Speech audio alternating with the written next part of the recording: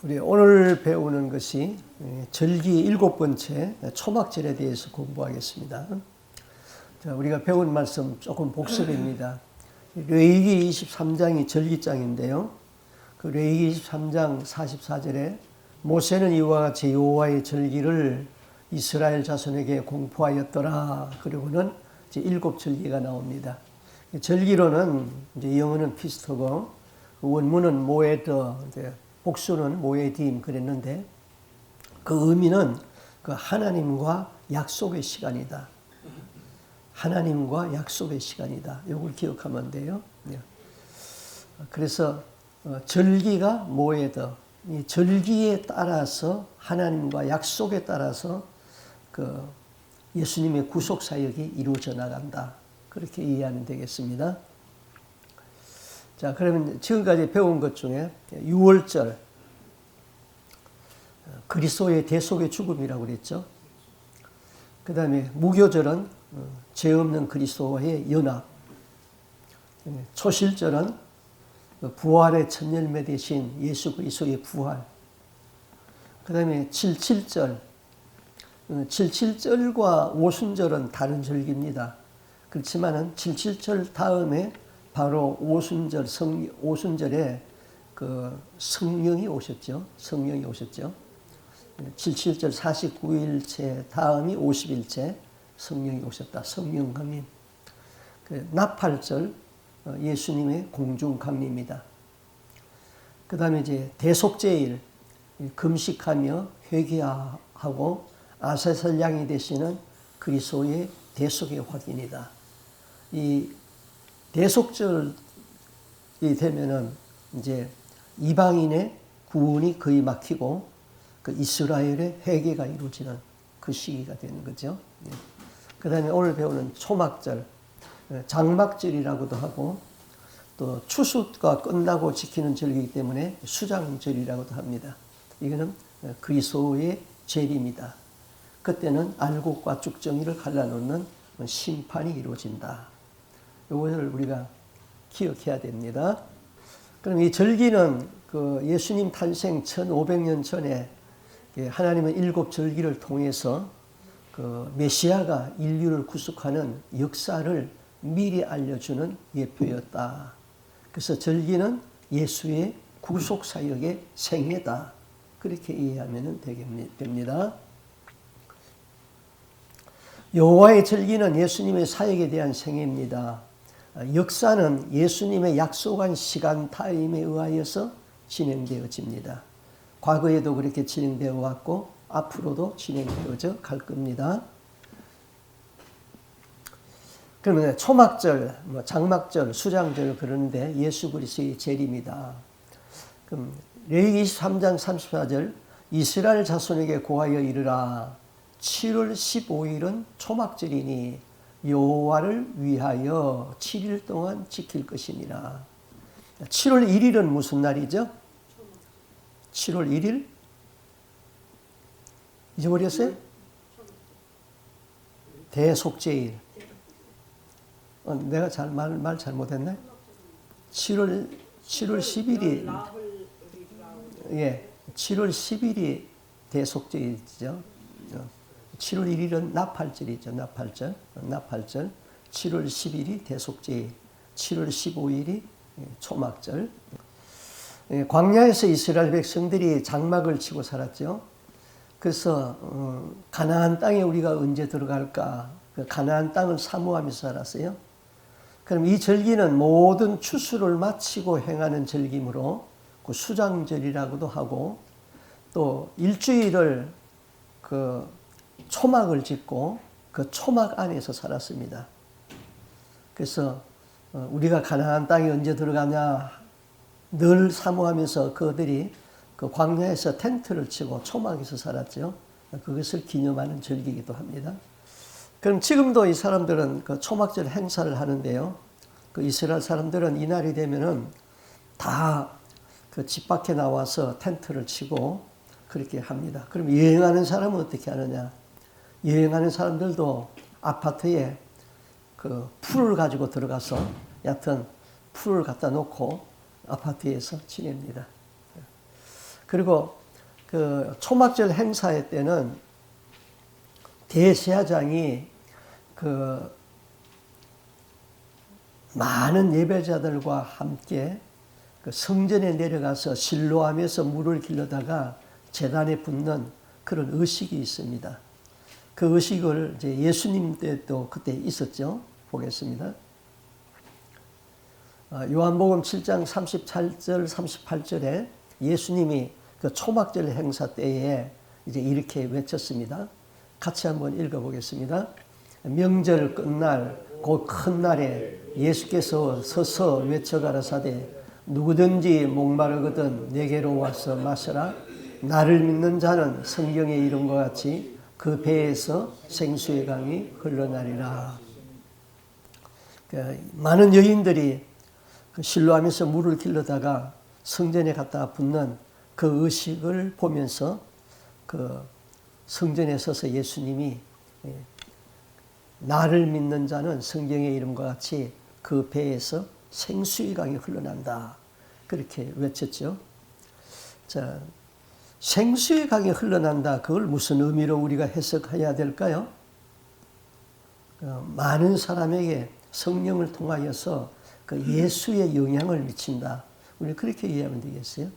내가 성령 충만하면은 예수의 영향을 많은 사람에게 미친다.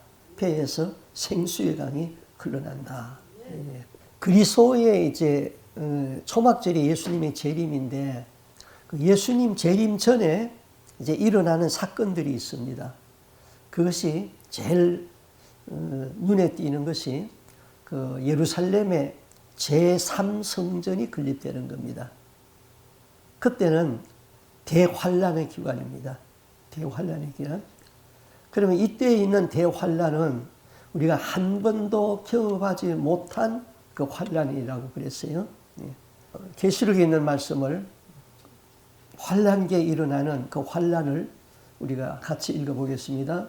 계시록 6장 12절 같이 읽어요. 내가 보니 여섯째 인을 떼실 때에 큰 지진이 나며 해가 검은 털로 딴 상복과 같이 검어지고 달은 온통 피같이 되며 하늘의 별들이 무화과 나무가 대풍에 흔들려 설익은 열매가 떨어지는 것 같이 땅에 떨어지며 하늘은 두루마기가 말리는 것 같이 떠나가고 각 산과 섬이 제자리에서 옮겨지며 땅의 임금들과 왕족들과 장군들과 부자들과 강한 자들과 모든 종과 자유인이 굴과 산들의 바위 틈에 숨어 산들과 바위에게 말하되 우리 위에 떨어져 보좌에 앉으신 이의 얼굴에서와 그 어린 양의 진노에서 우리를 가리라.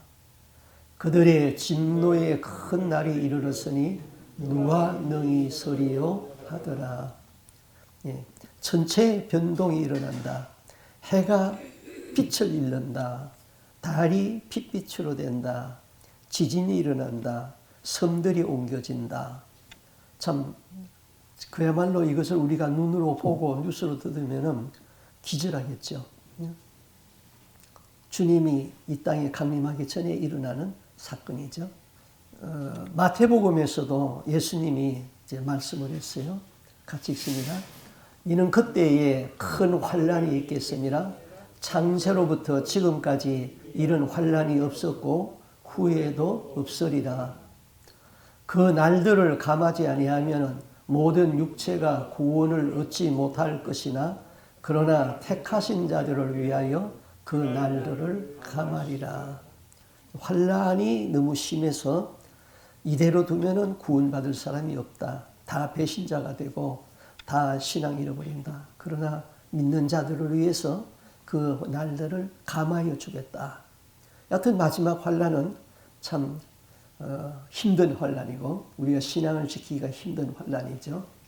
그 환란 보기 전에 하나님 나라 가는 게 좋겠죠. 저도 그런 생각입니다. 같이 읽어요. 그 날 환란 후에 즉시 해가 어두워지며 달이 빛을 내지 아니하며 별들이 하늘에서 떨어지며 하늘의 권능들이 흔들리며 그때의 인자의 징조가 하늘에서 보이겠고 그때의 땅의 모든 족속들이 통곡하며 그들이 인자가 구름을 타고 능력과 큰 영광으로 오는 것을 보리라. 그가 큰 나팔 소리와 함께 천사들을 보내리니 그들이 그의 택하신 자들을 하늘 이 끝에서 저 끝까지 사방에서 모으리라.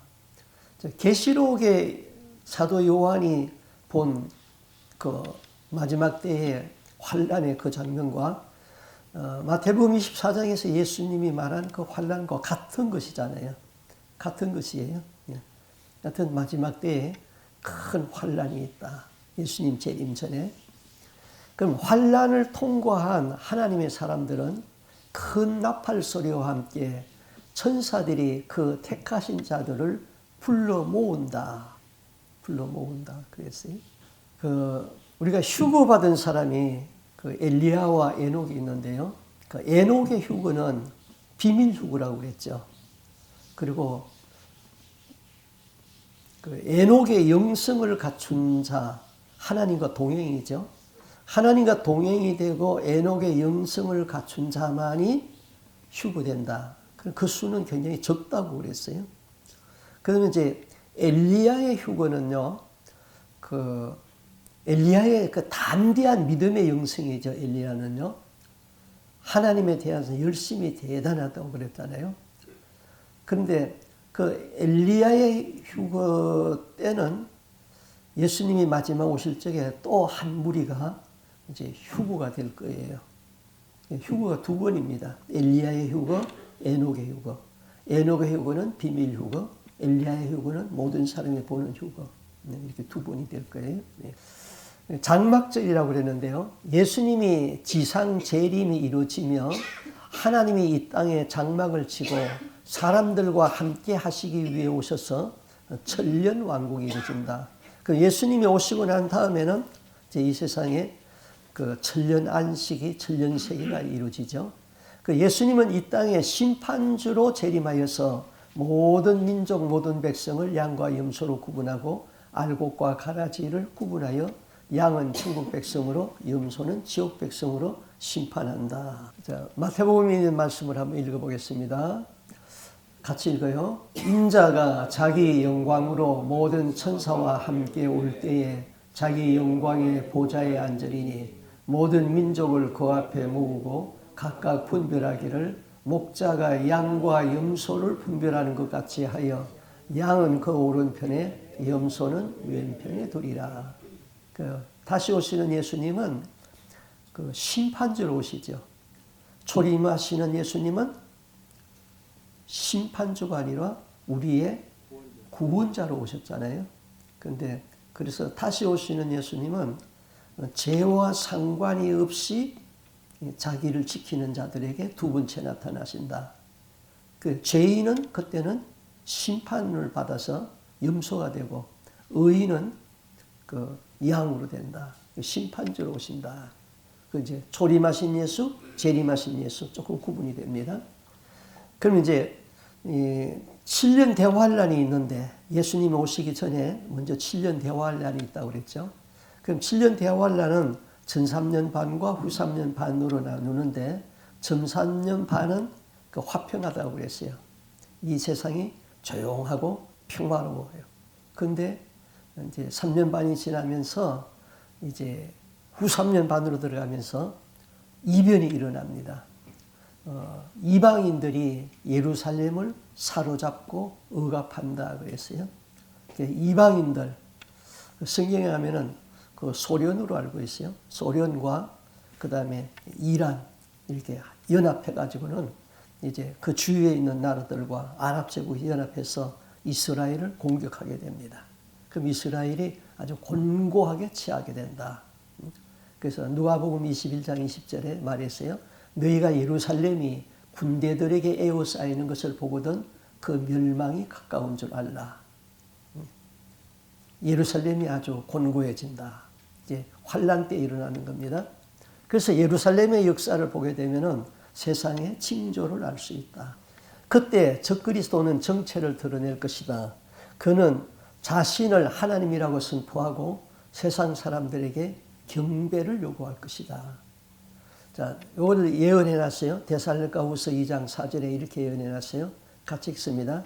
저는 대적하는 자라 범사에 일컫는 하나님이나 숭배함을 받는 자 위에 뛰어나 자존하여 하나님 성전에 앉아 자기를 보여 하나님이라 하느니라.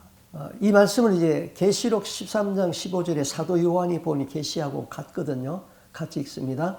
저가 권세를 받아 그 짐승의 우상에게 생기를 주어 그 짐승의 우상으로 말하게 하고 또 짐승의 우상에게 경배하지 아니하는 자는 몇이든지 다 죽이게 하니라. 이때 이제 많은 순교자들이 일어난다는 거죠. 우상 숭배하지 아니하면은 다 죽여버린다. 이런 때가 있습니다. 그런데 이게 지금 어디서 일어나는 거예요?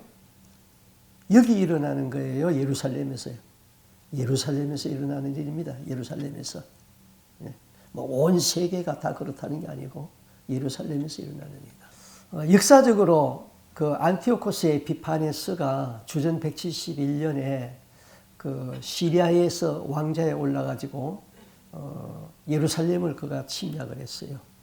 그런데 그 예루살렘을 침략해가지고 그 아주 혹독한 그런 그 철권 정치를 하고 그 많은 사람을 죽였죠. 그래서 안티오코스가 예루살렘 성전을 접수해가지고 거기다가 하나님 섬기는 성전에 제우스 신을 갖다 두었어요. 이방신, 제우스 신. 그리고 유대교를 금하는 칙령을 내렸어요. 안식일을 지키거나 성경을 소지하면은 모든 가족을 다 처형시켰어요. 그 이북하고 똑같죠. 그 아이들은 그 조그마한 아이들을 그 기록해 보면은 그 뒤에 다리를 들고는 돌려가지고는 파에다 치다고 그랬어요. 그러니 그 얼마나 혹독하고 했어요. 그리고 여자들은 성벽 위에서 밑으로 떨어뜨렸다고 그랬어요. 그때 유대 백성은 완전히 그 안티오코스의 동화가 되든지 아니면은 죽든지 아니면은 도망을 가든지 그렇게 되었거든요. 그 마지막 시대에 적그리스도는 그 안티오코스 에피마네스는 자신을 숭배하는 형상을 성전에다가 세워놓고 거기에 경배하든지 아니면은 죽든지 아니면은 도망가든지. 그래서 도망갈 적에 예수님이 너희의 도망하는 것이 안식일이나 겨울에 되지 않도록 기도하라 그랬잖아요. 이제 그런 일이 예루살렘에서 일어난다. 예루살렘에서. 마태복음 24장 15절 같이 읽습니다. 그러므로 너희가 선지자 다니엘의 말한 바 멸망에 가정한 것이 거룩한 곳에 선 것을 보거든 있는 자는 깨달을진저. 멸망에 가정한 것이 거룩한 곳은 성전이잖아요. 거룩한 곳에 선 것을 보거든. 그거 이제 마태복음 10절에 그때에 유대에 있는 자들은 산으로 도망할지니라. 많은 충성된 사람들이 그때에 목숨을 잃을 것이다. 많은 순교자의 수가 채워질 것이다. 베드로후서 3장 11절에도 베드로도 이제 그렇게 예언했죠. 같이 읽습니다. 이 모든 것이 이렇게 풀어지리니 너희가 어떠한 사람이 되어야 마땅하냐. 거룩한 행실과 경건함으로 하나님의 날이 임하기를 바라고 간절히 사모하라. 그날에 하늘이 불이 타서 풀어지고 물질이 뜨거운 불에 녹아지려니와. 근데 계시록에도 사도 요한이 또 똑같이 이제 예언했습니다. 같이 읽어요. 내가 들으니 보좌에서 큰 음성이 나서 이르되 보라 하나님의 장막이 사람들과 함께 있음에 하나님이 그들과 함께 계시리니 그들은 하나님의 백성이 되고 하나님은 친히 그들과 함께 계셔서. 이제 예수님이 이 세상에 재림하시고 이제 천년왕국에 들어가면은 이제 이렇게 된다 이것이죠. 성경에는 32,500가지의 예언이 있다고 그랬습니다. 그럼 앞의 예언이 다 이루어졌다면은 뒤의 예언도 이루어질 것입니다. 아직 성취되지 아니한 예언은 다니엘서와 에스겔서와 이사야서와 마태복음 24장과 요한계시록에 남아 있습니다. 그 앞에 것이 다 이루어졌는데 남아 있는 것도 다 이루어질 것이다. 그러면 이제 언제부터 이 환란이 시작되는가? 예루살렘의 처체는 제3성전이 세워지고 세계 통일 국가의 대통령이 나오면은 그때부터 대환란이 시작된다. 세계 통일 대통령을 만들려는 사람들이 그 프리메이션이고 그 예수의 조직입니다. 지금도 뒤에서 그림자 정부로 일을 하고 있죠. 예. 그 앞으로는 그 세계를 통치할 수 있는 통일 대통령이 분명히 나올 것이다. 그렇게 내가 보고 있습니다. 그러면은 마지막 환란 때에는 내가 배교하고 내 영혼을 지옥에 던질 것인가? 아니면은 순교하고 천국에 들어가는가? 그 둘 중에 하나거든요. 그럼 순교가 여러분 쉽습니까? 죽는다는 게 쉽지 않거든요. 그 순교는 성령의 도움이 없이는 할 수가 없는 거예요. 그러면 하나님은 순교자적인 삶을 사는 사람에게 순교의 능력을 주는 거죠. 우리가 예수를 잘 믿는 평화스러운 지금 이때에 그 순교자적인 삶을 살아야지 그 환란의 때에서도 순교할 수 있는 능력이 생기는 거죠. 평화스러울 적에 그냥 적당히 예수 믿는데 그때 내 앞에 죽음이 다가와서 믿음을 지키겠느냐 하면은 그때는 다 배신하게 되는 거죠. 그래서 우리가 지금 이 평화스러울 적에 목숨 걸고 그 순교자적인 사명으로 우리가 살아야 된다. 그게 중요한 겁니다. 아멘입니까? 그런데 평화스러울 적에 그런 삶을 보이지가 않잖아요. 보이지가 않잖아요. 예. 뭐 적당히 환경에 따라서 그냥 적당히 살아가잖아요. 그러면 절대로 죽음 앞에서 순교가 안 됩니다. 그때는 배신하게 되어 있죠. 배신하면은 내 영혼을 지옥에 파는 거죠. 예. 지옥에 팔면은 이 세상에 태어나지 아니한만 못하다. 지옥이 얼마나 고통스러운데요. 영혼이거든, 영혼. 그 뮤지컬 15분 뮤지컬이라는 뮤지컬이 있어요. 제가 전에 한번 얘기를 했는데요. 어떤 그 유능한 남자분이 있었어요. 이제 대학을 졸업하고 대학에 논문을 써냈어요. 이제 이 논문이 통과되게 되면은 그 대학에서 그 최고의 연봉을 주면서 그 대학의 교수로 이제 억셉트하기로 그렇게 되어 있습니다.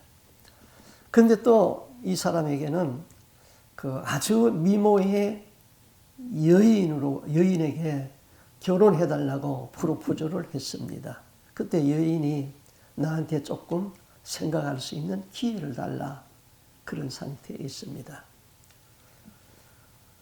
그런데 몸이 이상해서 그 점검을 받았더니 의사가 하는 말이 당신 병은 희귀한 병이기 때문에 앞으로 15분 후에 죽습니다. 그랬어요.